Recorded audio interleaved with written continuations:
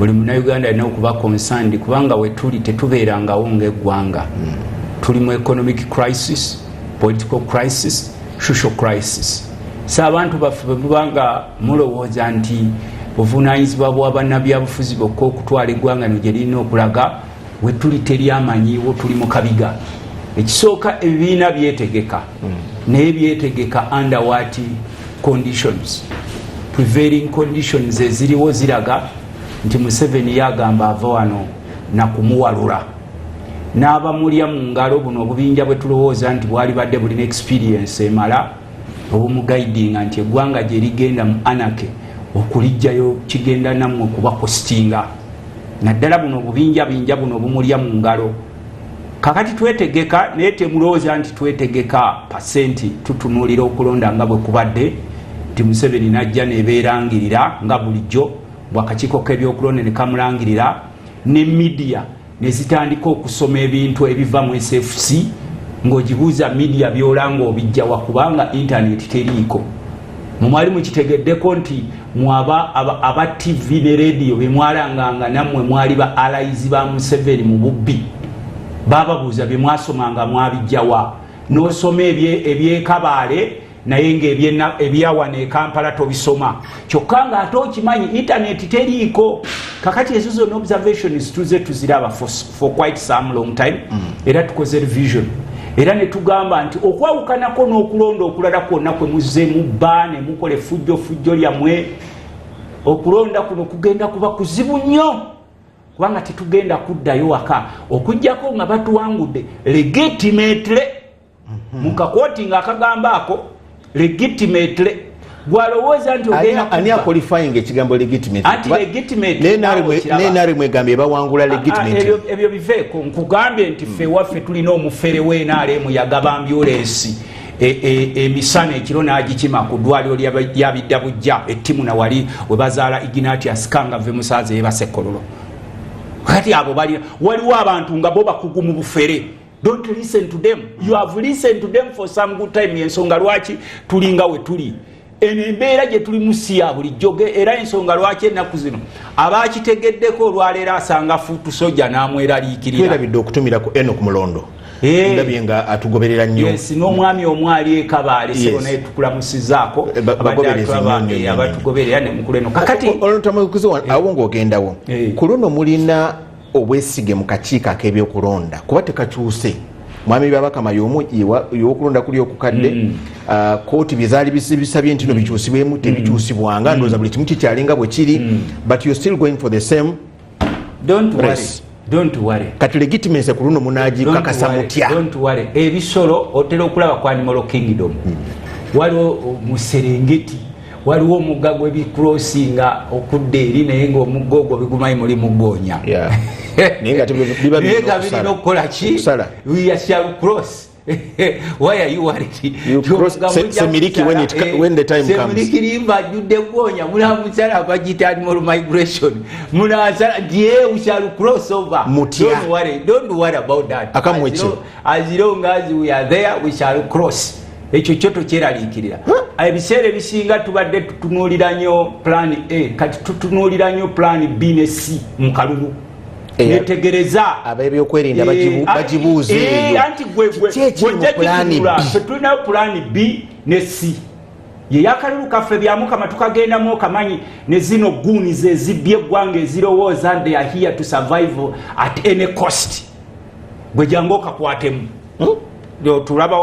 Otulaba wano nze ndaba ompita malayika. Why do you think I'm an angel? I am not a soldier, I'm a civilian. Naye omulongooseemu mubadde mukole effujjo ne munyagulula eggwanga ne mulimalawo buli kamu ne mukatwala abantu baffe bajjudde bakomera babakuba emigo naye kana tukagenda tebakulimba nga nti tugenda kuzira akalulu. Abamu mubadde mukola insinuation ziye effujjo effutwa mbo abantu bazira akalulu bakagaye tukalese nedda ssebo tulina okukatuusa. Protest vote? No, yes, it's a protest vote. Protest omanyi kyekivaamu. Protest omanyi kyekivaamu. Every vote is a protest vote. Every vote against government is a protest vote. Because I'm protesting, I don't want you, I'm protesting. Kakati n'olwekyo gwe bw'oba oli mu government ng'osuubira bino bye mubadde mukola kisinga okutwewuunyisa. Some of you are not safe enough. You have guns but they cannot protect you. You have cameras but they can't protect you. You have dogs at homes, they can't protect you. You have guards at home, they can't protect you. You have armored vehicles, they can't protect you. What can protect you is the people power. Because now we have the people power. Oba mwagala oba temwagala. Kuno kwe kulonda kwe tutagenda kuddamu kubongoota. Okulonda kuli okwedde twalimu olubongooterezo. Nosanga n'atalina kyali nga yeeyiseeyo nga yeeyisa nga alina kyali. Olina emikono ebiri nina ebiri. What will define us is the brains by then nga tuyingidde akalulu. How about the message? No, message weeri tubadde tugamba abantu baffe. Message yaffe yankyukakyuka. Kati ate waliwo ne be tutakyayogera. Mufuuse mubadde mu buddu ebbanga limala. N'Abayudaaya baali bayiramu emyaka 40 nabo baali baana baali ba myaka 4 wejatuukana ne bagamba ekimala we have to cross over. Otera okulira abalokole gye bayita crossover. Baba mu kiro kino nga bayingira mu kiddako. We have to cross over. Semiriki. We have to cross over Semiriki. We know there are crocodiles there, but we have to endure regardless. Many of us go down. As how we are going to cross. Kakati for mu Japan bo mubuza wakugamba 10 plus 10 equals 2. No mubuza nti how yakugamba lusima methodology, don't worry. Methodology yafe mugenda kugiraba.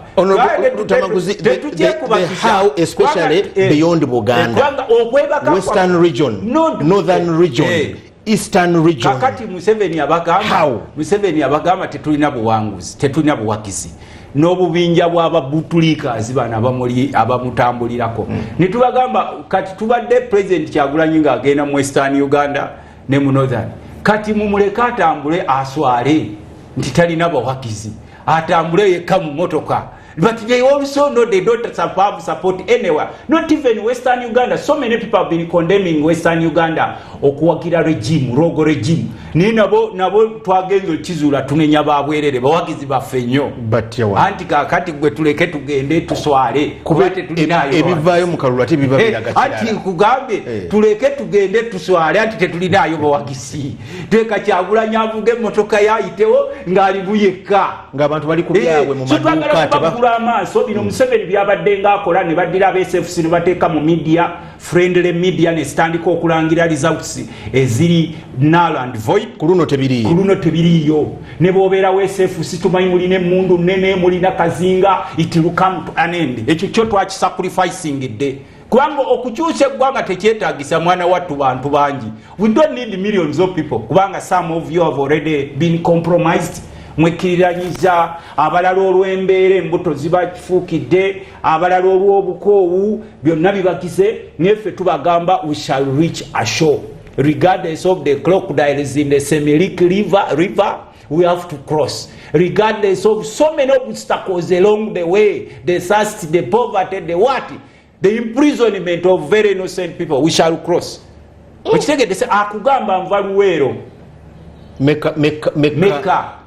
We have more than 600 skulls left by both Museveni and Obote. Why Museveni fought Obote? Because he thought Obote was a bad man. They left 600 skulls in both in the jungles, in the towns, in trading centers of Luweero, Nakaseke, Nakasongola, etc.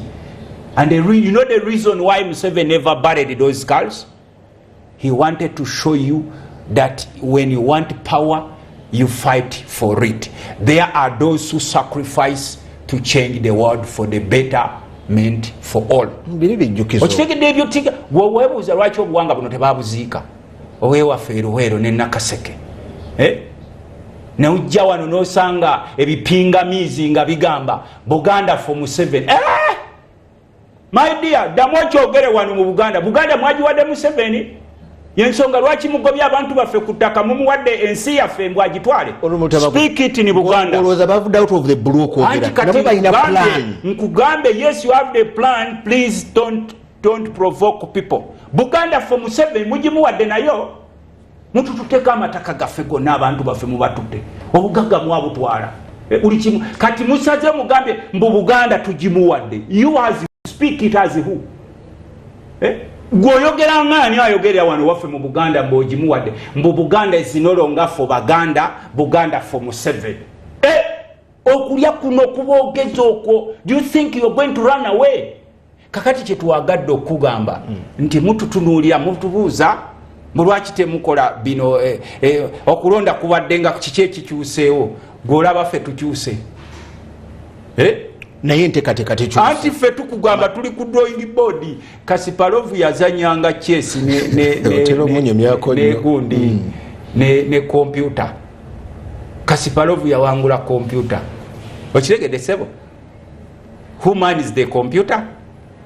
People. See what chiri? Who manages the government? People. As long as you have the will and the support of the people. Abantu bonna ne support tebaddenga abantu bonna okuwedde will ne support tebaddenga. Omusajja atusomesezza okuzimba gye bayita Great Wall of China ogimanyi? Great Wall of China ogimanyi? It's one of the world wonders. People took a lot of sacrifice. Okusitule gubuloko gwambusa eriyo either supposed to survive or you risk and did what? Die. But they had to build it and it's there. Today, tufuna buno bwabuyita batya wakakusitula mbu gwe tosobola kuyimirira kutambula kutuuka eri Great Wall gyekoma mbugwe balina kuteeka mukanaka bakayita batya akakala electric vehicle mukeka kutambuzayo. But there are people who built it and sacrifice and say we have supposed to carry bricks and build a Great Wall of China, and they build it without are the people prepared enough and energized enough as long as we have the dream we will be there. Ankugambye okuzimba Great Wall of China wogituukako olaba kiririsike ogiramu bwoti oba todda ofa. But people did what?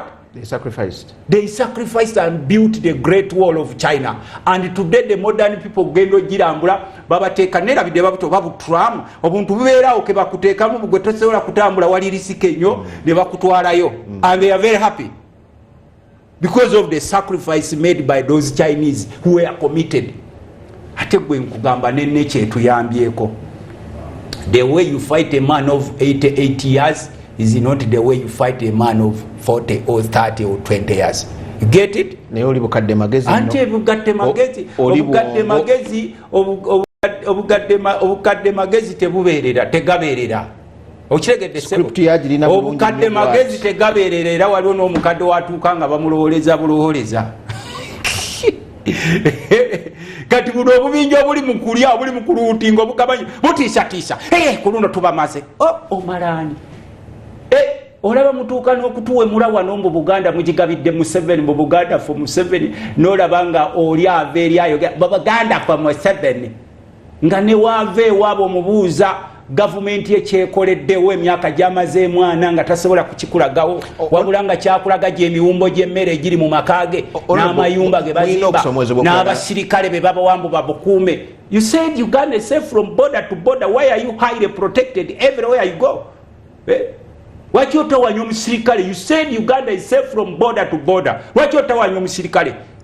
nga ne sente zozirya ne tuwa police sente ne tumwongeza nozibira mu exodus musimayimbu it is comparison ateze babongeza tubajeko 20%, yet you know policeman also has a family.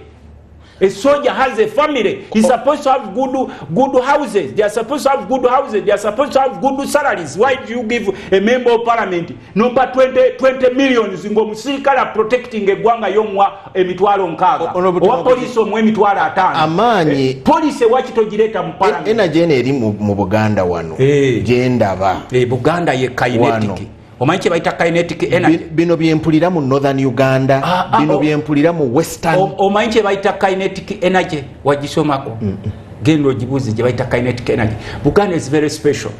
It's special in everything. Political accommodation for no tuwero kaminga buli muntu as long as olina omulamu afite tutunulira mawanga mwe era nawulidde omujego omunga avuma mu waisu agende yesimbewa fe tumulaba mu value. We are looking for value, not tribes. Lubongoya ifu Lubongoya tuli ababaka ba parliament wano bameka mu Buganda we tukuwaka ekifo Lubongoya nakikulembera olo Buganda nefa nga ne bajjajja baffe bawa okyenge okubanga MP w'Emityana kati Luttamaguzi lwakitagenda eggulu anti wuliriza anti kyenkugambye Buganda is the only place which has kinetic energy. So I'm not about guru nze njigamba. This is where we are supposed to go. Goloza lwaki abazungu bajja wano tebagenda guru. Among all areas of Uganda ne bajja ne bagamba goloza lwaki abazungu bajja wano bagamba nti Uganda tujjeko Buganda gye tubatujjako ekigambo tugitume kyembulize ekyo opposition ne bentumira NUP yokka the 57 members of parliament balinako babiri bokka outside Buganda. It doesn't matter.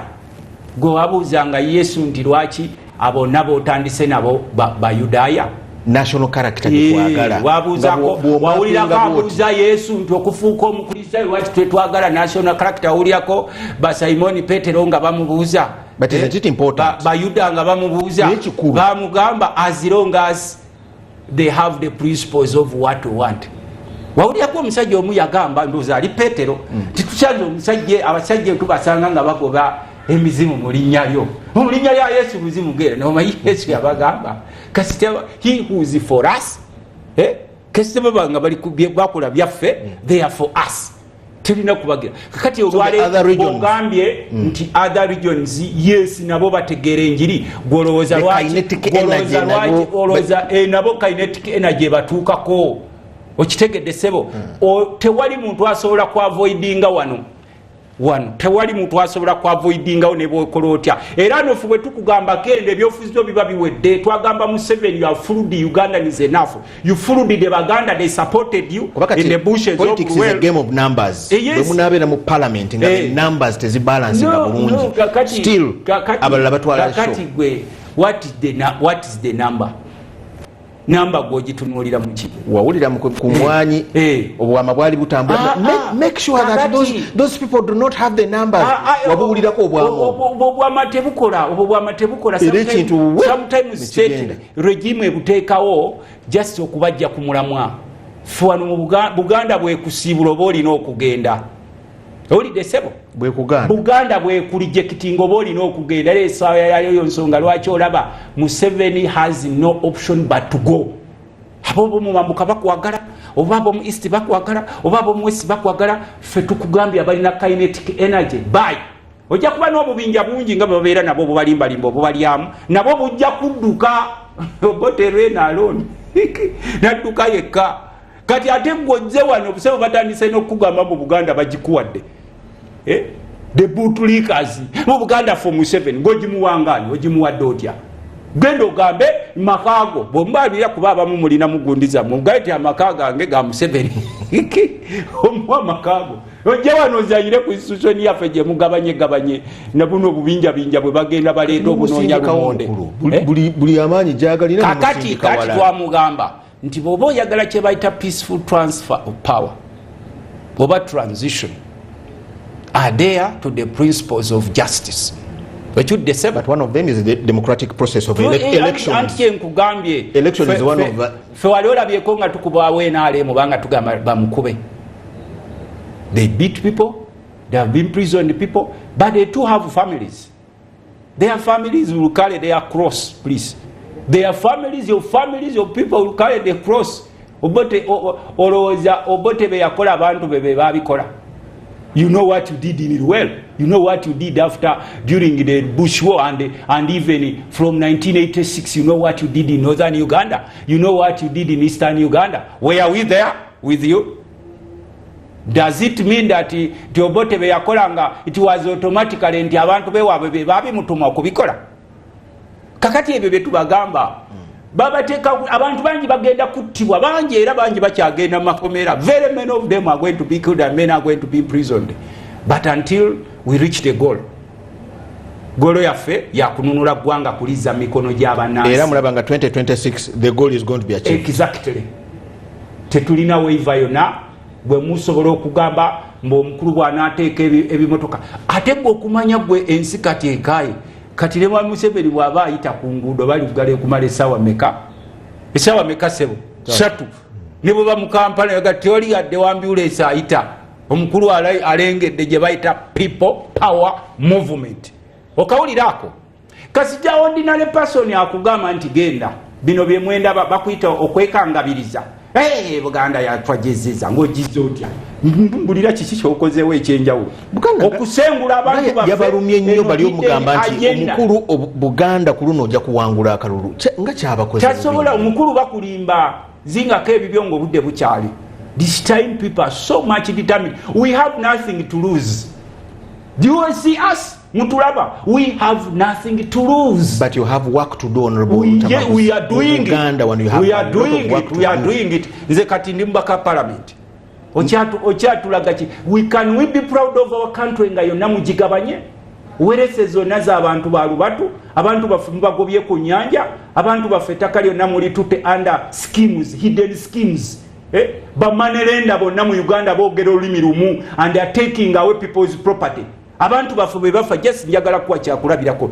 The other day nawe so shocked nga ndaba ebintu byemuke bitwalibwa. Era bino babizeemu. Babizeemu sinasoma mawulire. Emboozi nene nnyo wano. Wadde obyogeranga. Tubadde nga tubyogerako.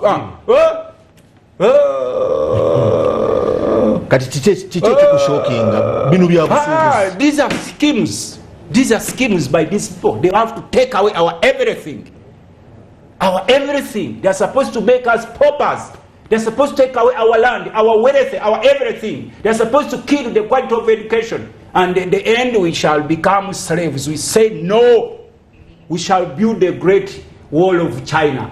Great wall of China, we shall build the great wall of China, which seems to be impossible. Omusomesa wange eyansomesa primary balinga bamuyita Master Juko kitebidde and boarding. Eyansomesa primary yansomesa akagambo kamu yatugamba nga sentence olumu najja n'okubala n'agamba 7 plus 7 times 7 squared equals 0. N'omugamba no, n'agamba you a fool. The word impossible only exists in the mind of a fool. Nenzijukira yabuliwe nakajukiranga no, the word does not exist in my mind. I don't want to be a fool. Ntensi yakulemerako togamba bugambi baliwo bagamba this man has to go and the group ye bagamba no agenda atya nga tumugamba unless you a fool. The word no or impossible exists in the mind of a fool. Era ensonga lwaki onkugambe we shall build the great wall of China. This time we call it the great wall of Uganda. Eri China kati njijeyo njitadde wano we are committed. We have left the wealth we have left the bitimwa we have left everything. We are not supposed to sleep until our country is liberated regardless. Ukitegedde ekyo se abantu munabagamba mutyanga nga bino tebikoze byonna sirina ku accountability nti ombuuze nti owaye bino nga tebikoze gwomanyi pulaani yange otandika okumbuuza gwokozeewo ki as a committed Uganda. Nze nkukyaza wano oyogera ebintu as a committed Uganda kuba nze nkugambye nti abantu batuuka n'okutujooga ne batandika okugamba mbu ne Buganda bagigabidde Museveni. Nalabye akavubuka akatujolonga oba wakalabye ku mitimbagano ne kajolonga kabaka ne kajutujolonga obuvubuka mulowooza buva eri mu bbanga ne kagamba mbu Museveni ye kabaka ne kaga era abantu ate obuvubuka bujja wano ng'obunoonyi bw'obubudamu n'ekitabo ne bakitaabe bwabo. These are refugees. These are nanti kyenakugambye we have the kinetic energy. Fete tuba tunulira abere ensonga lwaki nkugambe fo omulama tutambula naawe wana abajega babadde bavuma mbu waki waiswa yesimbyewo ne twaga nedda ffe tumwagalawo kubanga ajja tusambire namba yaffe ya Mbappe. Okitegedde sebo kitagisambire ejinja anti nkugambye wano wagisambirawo kabiiki ng'okyenge yagisamba n'atutebera. Kyenkugambye nti okwawukanako ebitundu byonna ebirala Buganda has kinetic energy. We don't look at your tribe. Olowooza bano bonna okubasembeza bano bonna boolaba n'abamu abeetuumya amanya kubafu wano mu Buganda tulinawo betumanya abeetuuma amanya nga twakimanya entwala ensikayo obulango buliwo kinetic energy yentutte eyo kusikawo obulango buliwo bwe tudda the energy will be back ate twongerezaawo n'amasimu tujja gafuna maaso eyo katudde. Good morning.